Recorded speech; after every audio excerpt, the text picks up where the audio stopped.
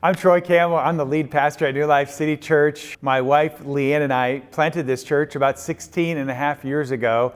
It was a little bit of a crazy story. God just moved in our hearts to want to do something different. We knew He had called us to do something unique, and we just didn't know what it was. And I was on the phone with a friend one day, and he suggested we plant a church downtown Kansas City. So I went home for lunch that day and I told Leanne about this conversation, and she's like, let's go, let's do it. On April 8th of 2007, we planted New Life City Church, and we've been downtown ever since. There's been a lot of blessings, but there's also been a lot of challenges. We started at 9th and Grand, we moved to 31st and Walnut, then to 1828 Walnut, and then over here to 1717 McGee. People of our church, you guys are so authentic. You guys are vulnerable and open and willing to be honest about where we're at.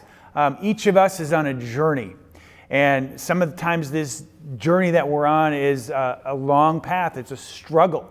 But sometimes this journey gets us to these mountain peaks where we're able to look back and see the things that God has done. As I look back over some of the peaks over the past 16 and a half years, just names and faces flood into my mind of lives that have been changed, of people that God's given me the opportunity to baptize or to be a part of their baptism, to listen to them pray and receive Jesus into their hearts. These are some of the blessings of being a pastor in a church, is to be able to see life happen.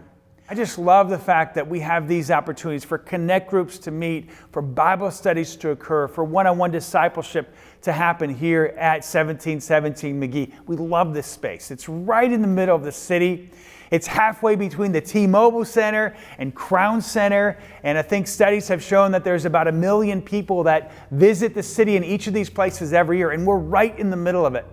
And nearly every Sunday when you come to church here, you might meet somebody who's traveling, who's here for a working conference or here with family, and they need a church. And they come here and we get one chance, maybe in their lifetime, to get to know them and to bless them. But the one thing that draws us together is Jesus.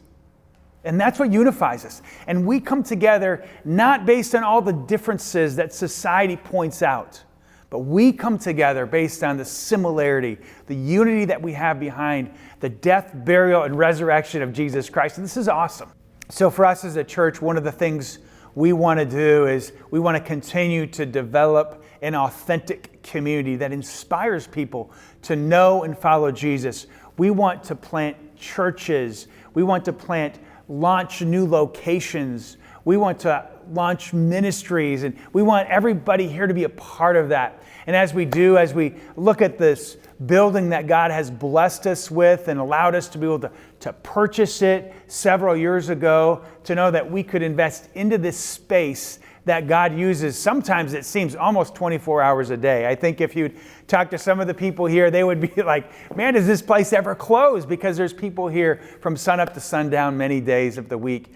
And as we look at this building and we've gone from the front to the back and side to side and figure, how can we use this space the best for the kingdom to advance and for God to receive glory?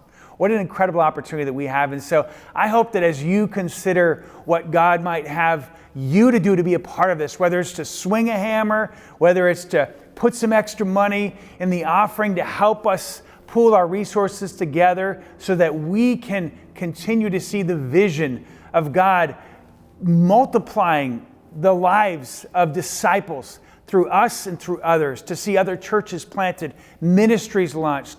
We long to see Jesus brought to Kansas City and beyond. We're excited to begin to open up mission strategies to go outside of this area and to serve on even different continents. And so whatever God might have for you, whatever God might have for us, I just ask that you pray about it and say, Lord, what part can I play in this? Is it something I could sacrificially give financially?